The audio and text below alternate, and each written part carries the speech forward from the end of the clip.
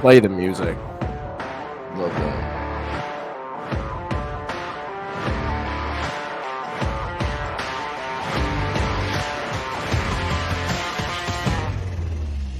What a bop. This is a bop, bro. The song is better than anything SZA's ever put out. Oh, I chose violence this morning. That's bullshit. Bullshit, you know it.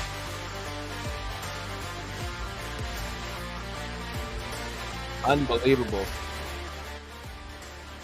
Not even. How we doing, man? Your bun looks great today, man. The man bun looks great. We're not even 10 seconds into today's episode, and you already got me rattled. Shit talking SZA. I might have producer Alec make SZA the intro next week, just because of that. Welcome back in. All time with Luke Wilson. We're back. 6 playoff games to talk about today. Busy weekend, but we got to start where we always start. Luke, how you doing? I mean, I'm doing good. It was I have a bit of an issue, man. I'm swinging for the fences too much, man. You know, I'm swinging. I actually thought I was really locked in on some games this week. And cost me. You know, it cost me because you missed one and then you're dead. But the games I was a little off. I know on here last week I went with the Vikes, but in midweek I actually changed my pick. Thought the Giants would at least cover. Shout out Kara Waglin, last week's guest, sent me a long list of reasons why the Giants would have a very good shot, and every one of them was very factual and very almost better than the point she made before. And I was like, holy shit, just like real ball talk. Got a real ball talk text from Kara Wags, swayed me. And it was kind of a game that I overlooked. You know, I just figured the Vikings would roll, and then all of a sudden I was like, holy shit, the Vikings aren't going to roll. So I made a last-minute switch there. Nice. My Hawks cost me 1/2. I thought they had the spread covered. Shout out Luke Bellis. Yeah, and then the Jags game was also a bit of a strange one, just with how it all went down. Yeah. So let's get in. Yeah, producer Alex just pointed out. He said, you know, Mike Williams was still expected to play when we were picking the Chargers and whatnot. So let's just get right into the action. That's why we're here today, just to talk about all the ball. Producer Alex said it best before we went hot. Let's just go through chronological order. There's no better place to start than your very own Seattle Seahawks. I think you said it best. It was one bad half, a bad ball. Yeah, they were they get the break right before the break. They get the break right before the half. Go up 1. Yep. Going into the locker room, you got to think. You know, there was that shot of Pete Carroll running off the field, and as someone who is, and I've seen it, I've lived it. Yeah. As someone who was heavily invested in the 49ers on Saturday, watching Pete Carroll run off the field at halftime, I was just like, oh fuck, Luke. Like all week. I got to put my phone down. I got to ignore the text. Manager Mark's texting me like, oh, I bet Belly's fucking losing his shit. And then what happened, Luke? What happened? The second half, what happened? Uncharacteristic Seahawk ball. That's what happened. Yeah, I've been in that locker room. This was strange. I figured we would have a hard time containing them, but I'm sitting there at the half and I'm like, this is fucked up, but this is how my mind works now. I'm like, I don't really care as much if the Seahawks win. I just need them to cover 1/2. Yep. And we're up 1 at the half. And like you said, vintage Seattle. And I'm like, this is the type of game we play. We'll get a turnover in the second half right when we need it. You know, we'll consistently chip away, try and move the ball, and we'll get a last 2-minute drive to maybe tie this thing. Something miraculous will have to happen, et cetera, et cetera. And that's what I figured would go down.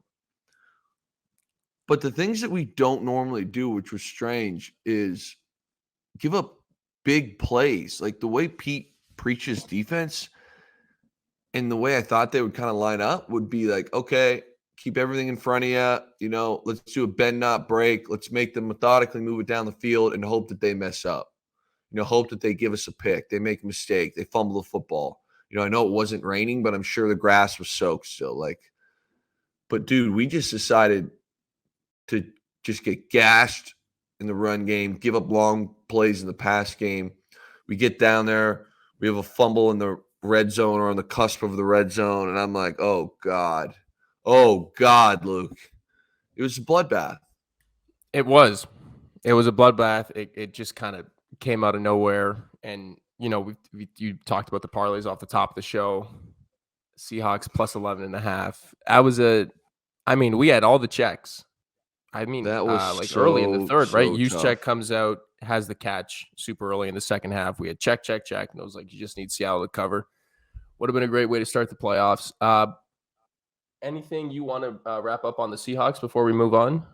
Anything on your team there? The people's parlay there, not covering 11.5, tough. But that being said, what a successful season. You trade away Russ, you make the playoffs, you play one good half in the playoffs, and you got the 5th pick in the draft.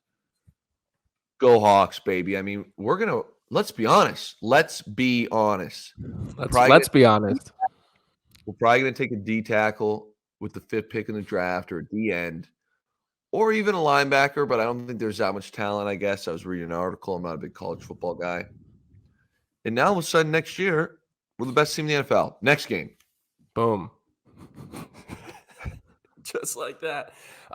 Before we move on from Seattle, quick shout out to Kenneth Walker, rookie running back, 2nd-round pick. Let me make sure I'm getting this right. 228 rushing attempts in the regular season this year. Not a single fumble. Seahawks football, bro. This game was meant for us to cover. The game was meant for us to cover, but we pissed down our leg. The evil cabal. Is that what you call him? Yeah. Cabal. Evil cabal. You want to talk evil cabal? How about being up 27-0 at the half and blowing it? Saturday was a day of just first half, second half differences. We saw it with the Seahawks and Niners. We saw it Saturday night with the Chargers, Jags. Brandon Staley did the thing. Luke, you're watching this game, and I'm like, dude, I don't get it. I just don't understand.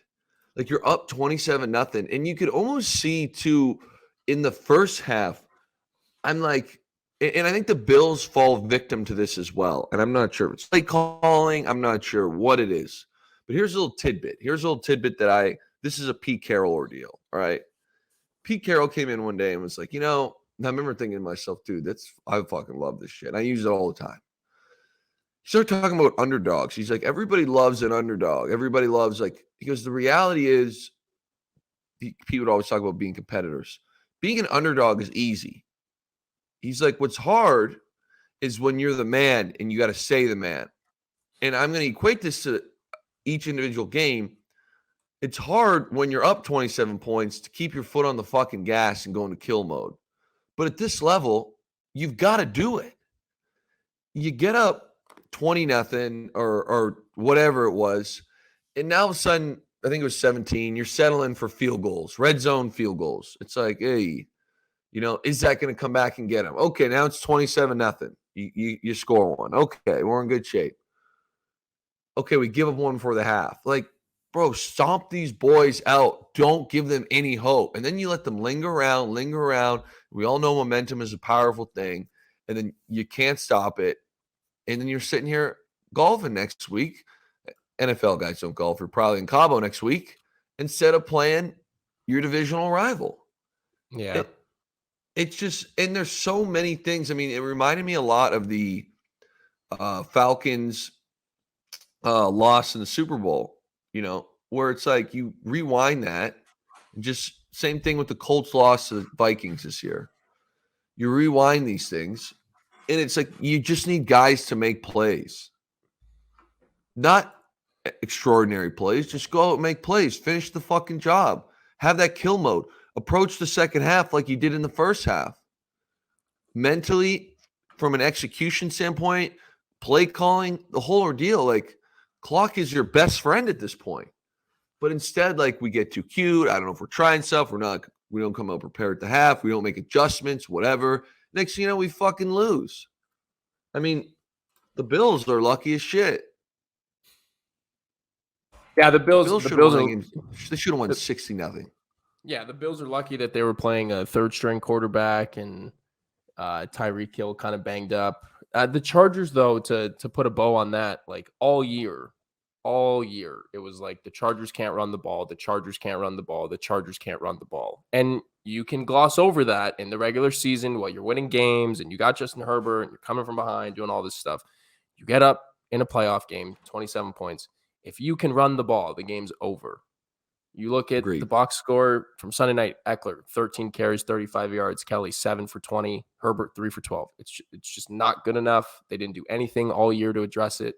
They got to figure that out in the offseason. You have Herbert. You have the weapons. If you can run the ball, you can win games. And they should be playing next week. They should be going to Kansas You're City. spitting facts. You're spitting facts right now.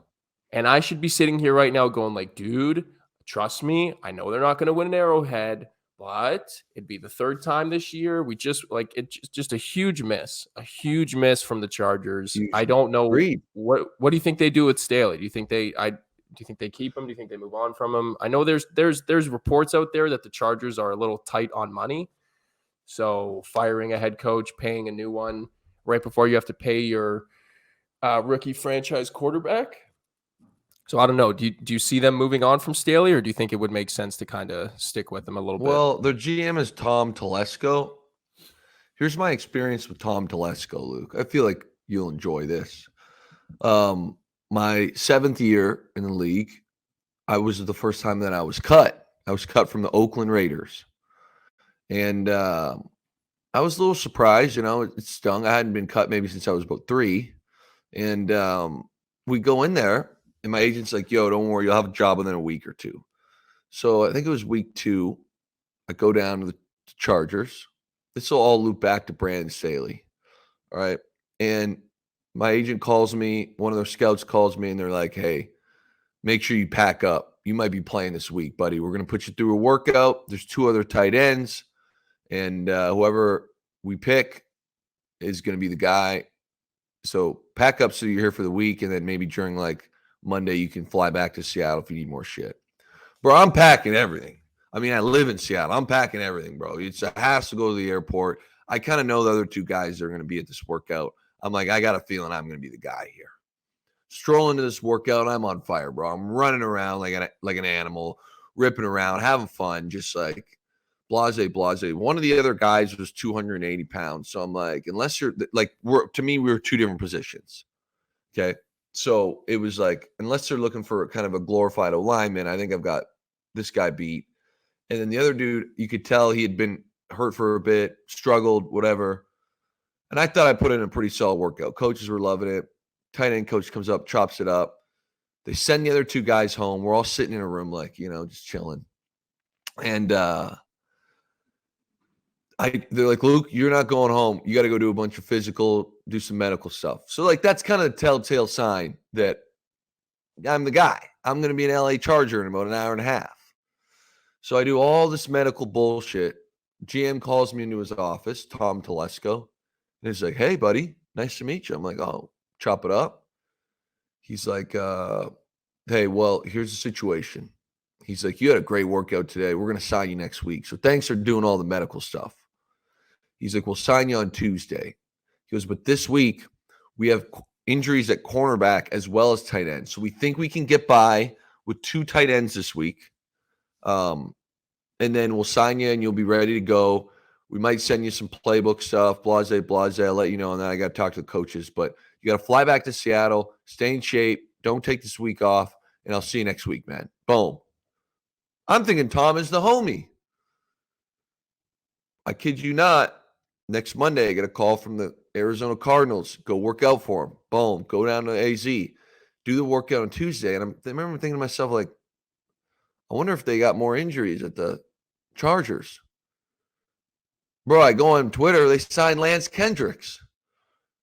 And I'm like, what the fuck would you tell me that you're going to sign me next week and do all this bullshit? And the reason I'm saying this is I don't think Tom Telesco knows what the fuck he's going to do about Brandon Staley. 1 minute they're signing me, next minute they're signing Lance Kendricks. I mean, it was a strange operation. It was a very strange operation. I don't know if things have changed. At that level, I think it's somewhat rare for GMs to say shit like that. I know that it's a dirty business, but like he could have been like, oh man, we were like to work out. We're going to look at one more guy.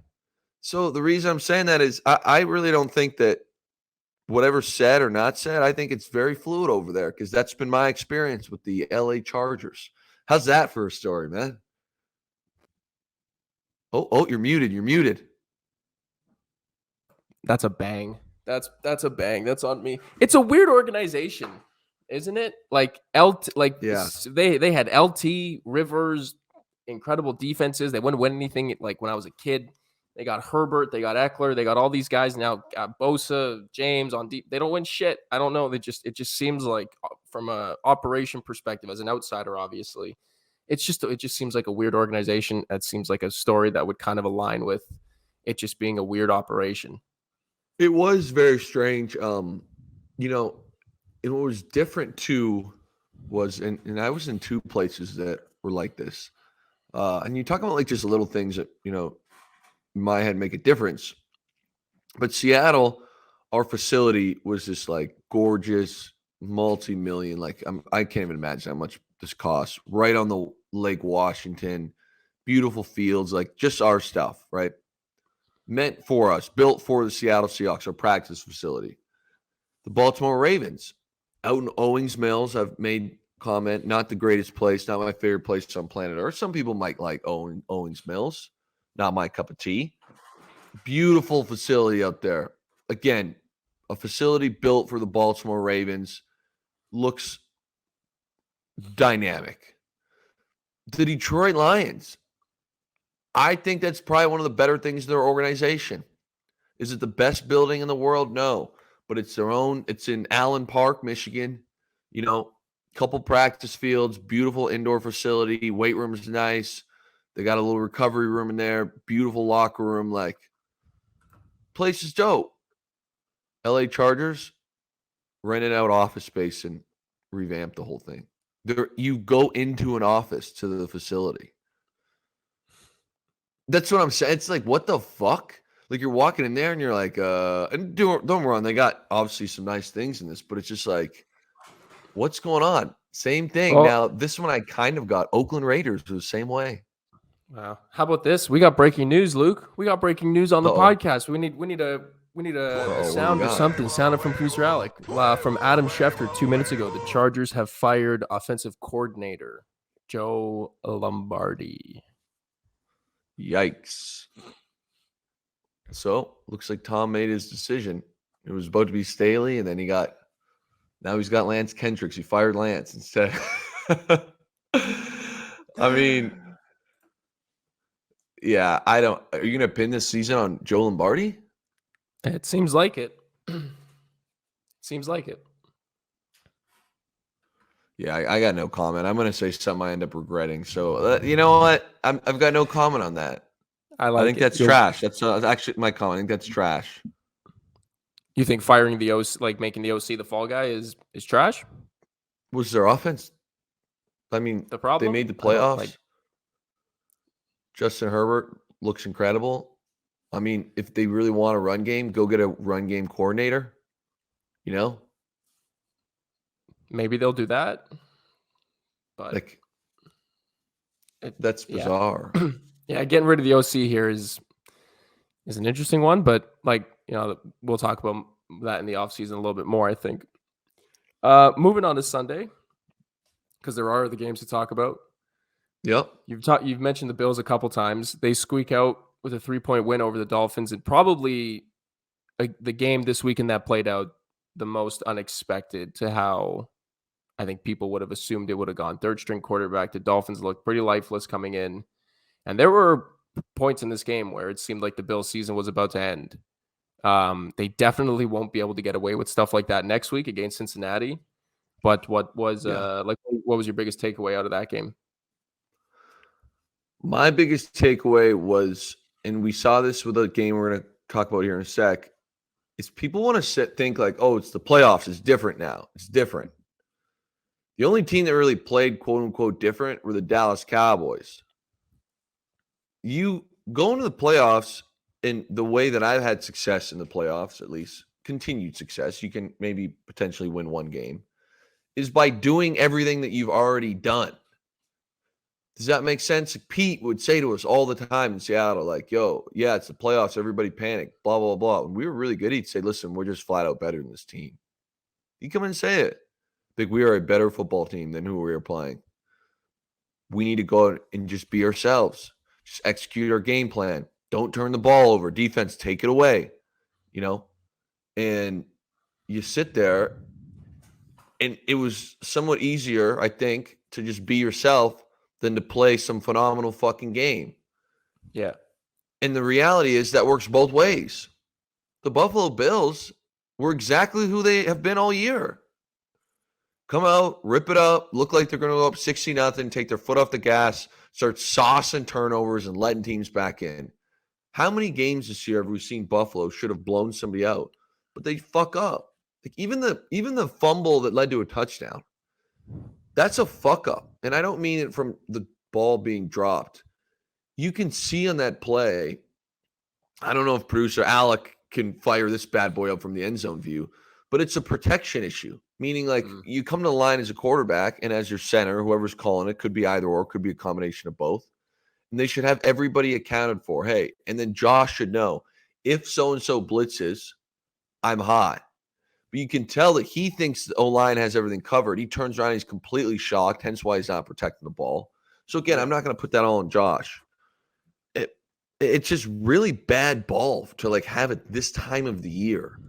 But I will say that this dude, Josh Allen, is very, very special. And that he's going to, always keep them alive. But the Bills, I mean, they're doing exactly what they've done all year. Now, next week, if they do it as badly as they did against the Dolphins, they'll lose by 15. Because Joe Burrow will cook this team. If they're going to give up a defensive touchdown, an offensive, whatever it is, your offense is going to give up 6 points, and you're going to throw another 2 picks, the Bengals will roll them. You're going to spot the Bengals 7 points and give them 2 turnovers, they will roll them.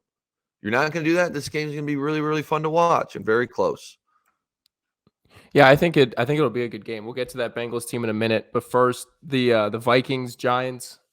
That's a game hand up. We just missed it.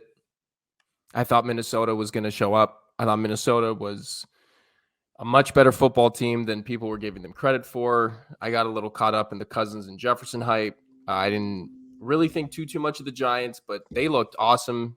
Danny Dimes looked great. Saquon Barkley looked great. Dable, getting a lot of airtime. That's a great coach turning around a team, taking them to the playoffs, winning a playoff game. It's a heck of a season for the Giants, regardless of what you want to say about the Vikings, to have the turnaround that they've had.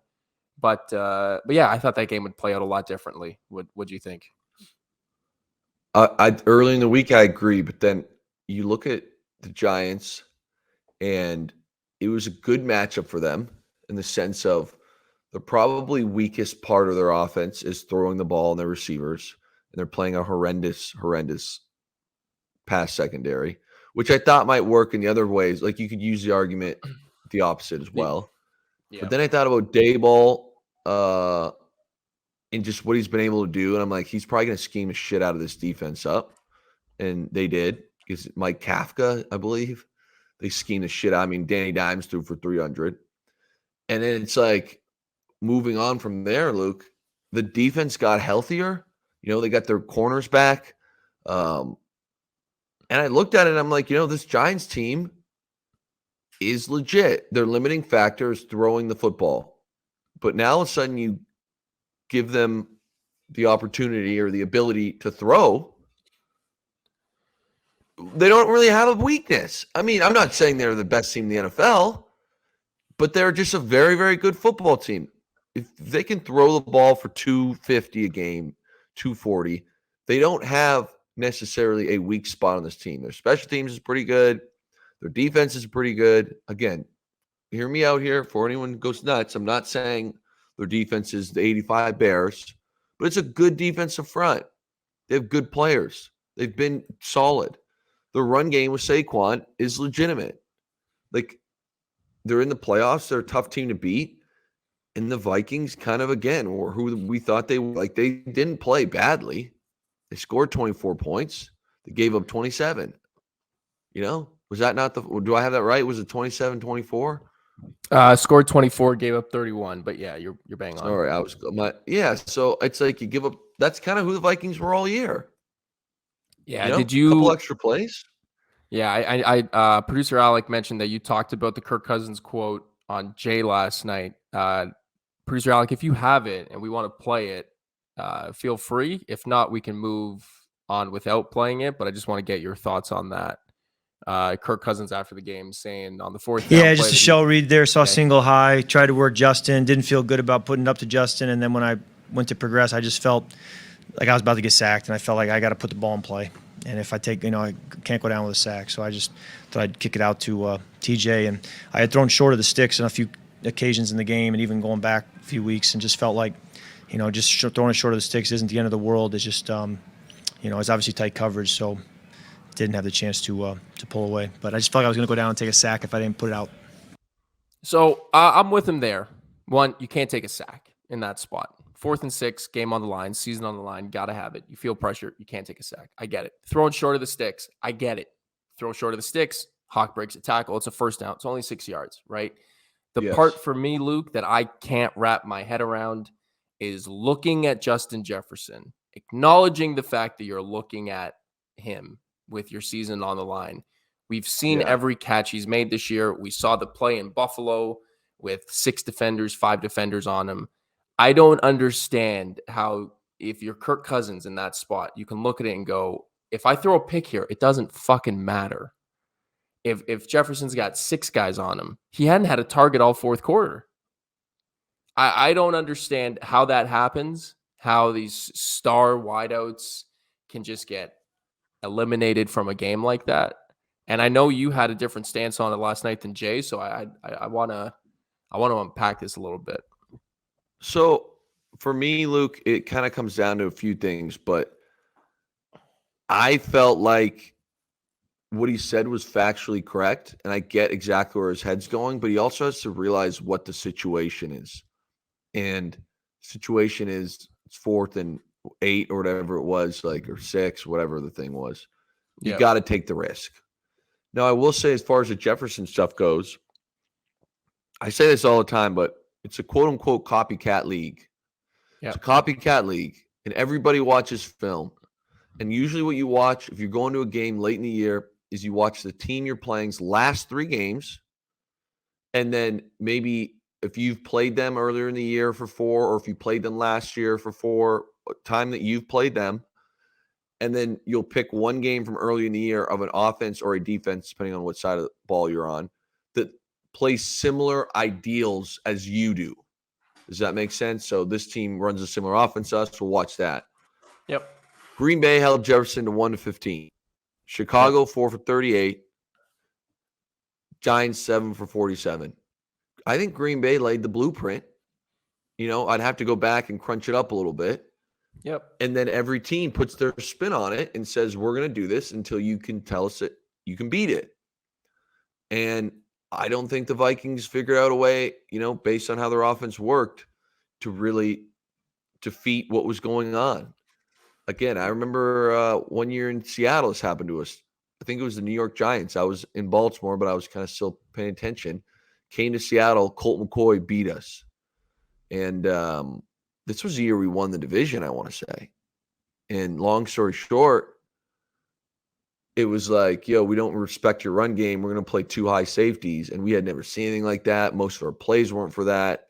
And then everybody else started doing it. It was like, holy shit, we've got to reintroduce plays that are going to be better to beat 2 high stuff, when 90% of our playbook was against 1 high because we didn't think anyone would dare play us in 2 high football. Yeah. So I think that's partially what it might have happened to Minnesota.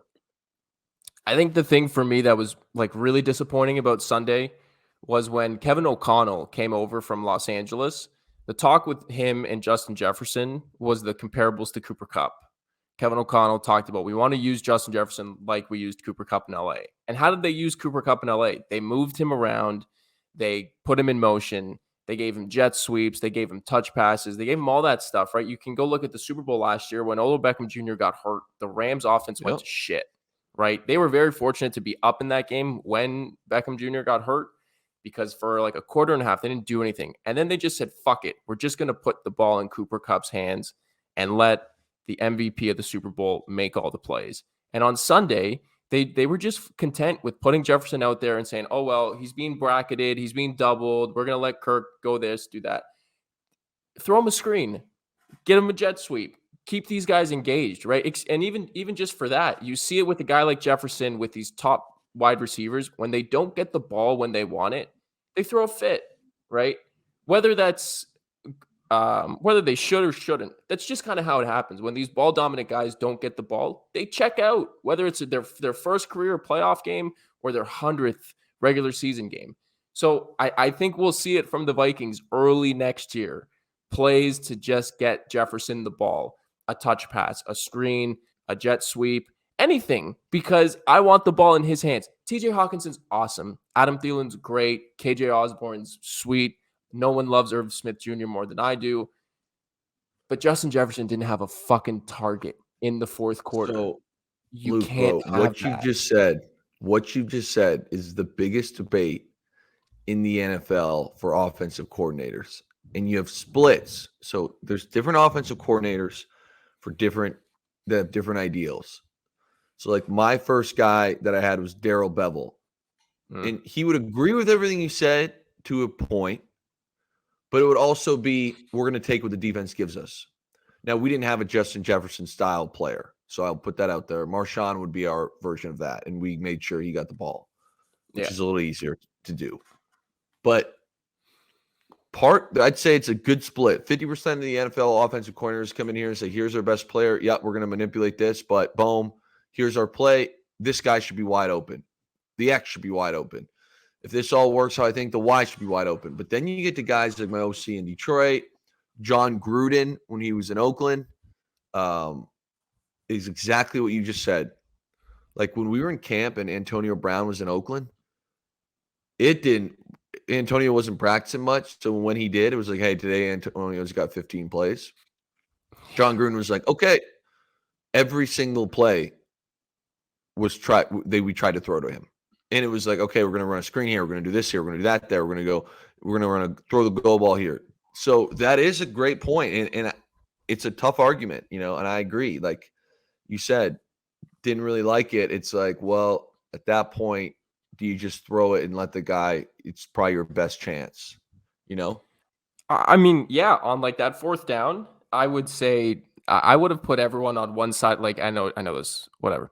I would have put everyone on one side of the field. I would have put Justin Jefferson on the other side of the field and said, just run to the sticks, turn around. I'm going to throw you the ball. I don't care if you have 10 fucking guys on you. I'm throwing you this ball. It's a good argument. It's a good argument. Give him some freedom. Listen, you can run a slant, go ball, or a comeback, I think whatever you're actually, feeling. so play calling and situations like that, there's a lot of conversations I think we could have. I think a lot of them will be good for the offseason, just in terms of like general conversations, theories, concepts. Maybe we can try to get some people that, you crossed paths with either coaching or something like that, just to get some other perspectives. But we do have a little bit of a heart out today, so we're going to keep it moving. The Sunday night game, another weird one. Bengals Ravens. It's kind of similar to the Bills game in the sense where it looked like Cincinnati was just going to pull away, and then the Ravens were just there, and they were scaring them. And as someone who was sweating out Bengals money line as the last leg of a parlay, that game was not fun to watch at all. But the Bengals prevail. Bro, tell me you did Niners, Bills, Bengals money line parlay. I will acknowledge it. Say there's at least another leg in there. No, 3 legs. This is what. Oh yeah, what'd you get? Negative 150 on that. Minus 150. It was a large wager to pay. You disappoint me, bro. A decent amount of money. You disappoint me. Can't go broke taking a profit. But that was a sweat. It was a sweat, bro. You disappoint me. Imagine picking 3 NFL football games, playoff games, to make negative money. Imagine watching 3 NFL playoff games and making $900. And the best is when people, put it on the internet like, yo, look at me, I'm a fucking genius. Look at this great parlay.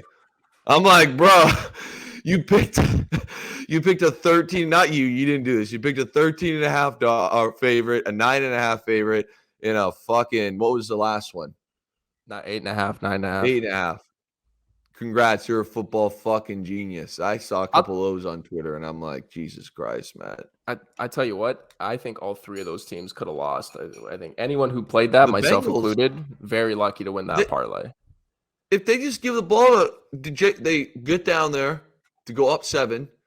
They decide, not even before that, we decided to throw a play action to Pat Ricard. I'm like, bro, you've been running it down. J.K. Dobbins is playing out of his mind right now. Hand him the ball 3 times. Hand him the ball 3 times. Hand him the ball 4 times. Facts. To be honest with you, I was sitting there because it was 3rd down on the fumble. Here's one, and I was like, I wonder if this will happen. But I said to myself, I'm like, if I were them, I just said hand the ball 3 times. But I would either hand it to JK or I would quarterback sneak this, not go over the top, go underneath, and I'm kicking the field goal. I'm kicking the field goal at the half-yard line because their defense was playing so well. Get up 3. Dude, the Bengals did not move the ball. No. They didn't. No. This defense was owning them, bro. Yeah. Well, so we're gonna be back during the week with a preview episode for all the games. Bills Bengals, though, I think we're gonna have to spend. I mean, we're gonna spend a lot of time on all the games, but that one's gonna be some fun to chat about. I think it's going to be a good matchup for both sides. I think it should be higher scoring.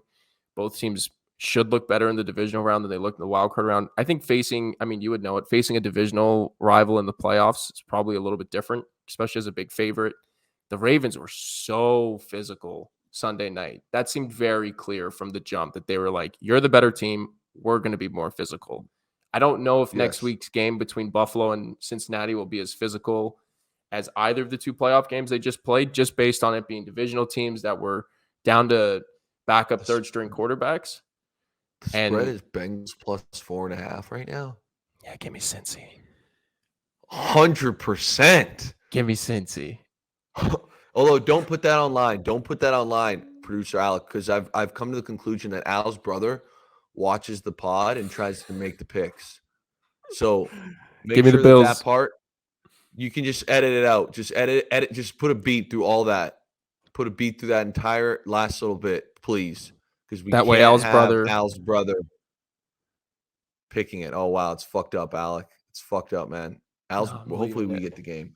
But you got to get out of here, bro. You got to get out of here. Yeah, we got a couple minutes. We'll get out of here.